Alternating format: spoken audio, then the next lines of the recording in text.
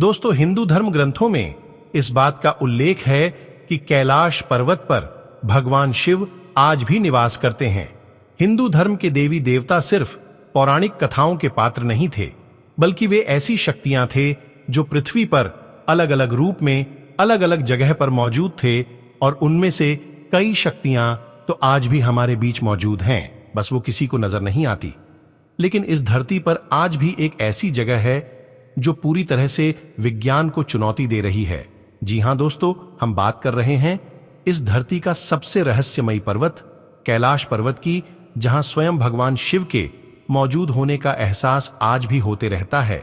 इस जन्म में भगवान शिव का दर्शन हो या ना हो, लेकिन उनके निवास स्थान का दर्शन मनुष्य के भाग में जरूर लिखा है। दुनिया की सारी अलौकिक शक्तियों का जन्म इस कैलाश पर्वत से ही शुरू होता है। हिमालय की गोद में बसा यह पर्वत भले ही दुनिया का सबसे ऊंचा पर्वत ना हो, लेकिन इसकी भव्यता इसकी ऊंचाई से नहीं, बल्कि इसके आकार में है। शिवलिंग के आकार का यह पर्वत स्वयं में ही एक मंदिर है। इस पर्वत की महानता इसी बात से हो जाती है कि आज तक कोई भी मनुष्य इस पर नहीं चढ़ पाया है, और जिसने भी इस पर्वत पर चढ़ने का दुस्साहस किया है उसे मृत्यु ही प्राप्त हुई है।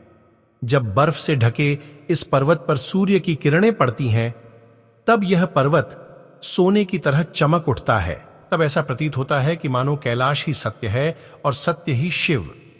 धरती के इस स्थान पर हवाओं की ध्वनि के तरंगों का कुछ इस तरह से मिलन होता है कि यहां आए हुए भक्तों को ओम की अद्भुत ध्वनि सुनाई देती है।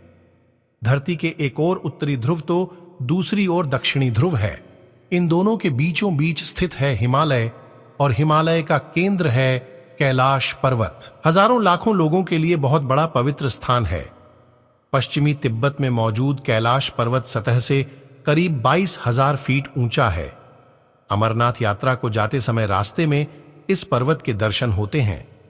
दोस्तों, आपको शायद मालूम नहीं होगा कि कैलाश पर्वत सिर्फ हिंदू धर्म के लिए ही नहीं, बल्कि और 3 धर्म के लिए भी बहुत ही पवित्र जगह है। कैलाश पर्वत दुनिया के 4 मुख्य धर्मों हिंदू, जैन, बौद्ध और सिख धर्म का केंद्र है। इन चारों धर्मों में कैलाश पर्वत का महत्व भगवान शिव का अलौकिक शक्ति के रूप में देखा जाता है। और दोस्तों, हाल ही में वैज्ञानिकों द्वारा कैलाश पर्वत को इस धरती का केंद्र यानी एक्सिस माना गया है। इस पर्वत पर दिशा सूचक यानी कि कंपास भी काम करना बंद कर देता है। बहुत से लोगों और शोधकर्ताओं द्वारा बताया गया है कि कैलाश पर्वत पर ही चारों दिशाओं का मिलन होता है। यह पर्वत इस धरती के सभी जीव जंतुओं को जीवित रखने के लिए वातावरण को बनाए रखता है, और शायद इसीलिए इस जगह को प्राकृतिक शक्तियों का भंडार कहा जाता है। दुनिया की सबसे ऊंची चोटी माउंट एवरेस्ट, इस पर आज तक हजारों लोग चढ़ाई कर चुके हैं। लेकिन हैरान कर देने वाली बात तो यह है कि माउंट एवरेस्ट से 2000 मीटर कम ऊंचाई वाले कैलाश पर्वत पर आज तक कोई नहीं चढ़ पाया। किसी भी पर्वत पर चढ़ाई करने में सबसे बड़ी दिक्कत आती है ऑक्सीजन की कमी की। माउंट एवरेस्ट की ऊंचाई 8,848 मीटर का है, और इस ऊंचाई पर ऑक्सीजन की मात्रा काफी कम हो जाती है। इतनी मुश्किल हालात के बावजूद माउंट एवरेस्ट को अब तक 4000 से भी ज्यादा लोग चढ़ चुके हैं, और दूसरी तरफ कैलाश पर्वत की ऊंचाई 6,638 मीटर का है, मतलब माउंट एवरेस्ट से लगभग 2000 मीटर कम। इसके बावजूद आज तक कोई भी कैलाश पर्वत के शिखर पर नहीं पहुंच पाया। जो माउंट एवरेस्ट के मुताबिक बेहतर ऑक्सीजन लेवल होने के बावजूद लोग इस पर नहीं चढ़ पाते। कैलाश पर्वत पर चढ़ाई करते समय एक खास सीमा के बाद ऐसी घटनाएं होने लगती हैं कि ऐसा लगता है कि यह पर्वत हमें वापस जाने की चेतावनी दे रहा हो। ठंड अचानक बढ़ जाती है, मौसम भी बदलने लगता है। ऐसे में जिसने भी इस चेतावनी को अनसुना किया वह इस पर्वत से वापस नहीं लौटता। हिंदू धर्म की मान्यताओं के अनुसार कैलाश पर्वत को भगवान शिव का घर माना जाता है, और बगैर उनके आज्ञा के कोई उनके स्थान पर आ जाए ऐसा होने नहीं देते। यानी कि कैलाश पर्वत पर चढ़ाई करना असंभव है। परंतु तिब्बत के लोगों का कहना है कि 11वीं सदी में तिब्बत बौद्ध योगी मिलारेपा इस पर्वत पर चढ़ाई की थी, और वह सफल भी रहे। लेकिन इस बात को साबित करने के लिए उन लोगों के पास कोई प्रमाण नहीं है। कैलाश पर्वत के बारे में तिब्बत मंदिरों के धर्मगुरु बताते हैं कि कैलाश पर्वत के चारों ओर एक अलौकिक शक्ति का प्रवाह होता है। कहा जाता है कि आज भी कुछ तपस्वी इन शक्तियों के माध्यम से आध्यात्मिक गुरुओं के साथ संपर्क करते हैं। इस कैलाश पर्वत से जुड़ी काफी दंत कथाएं भी प्रचलित हैं।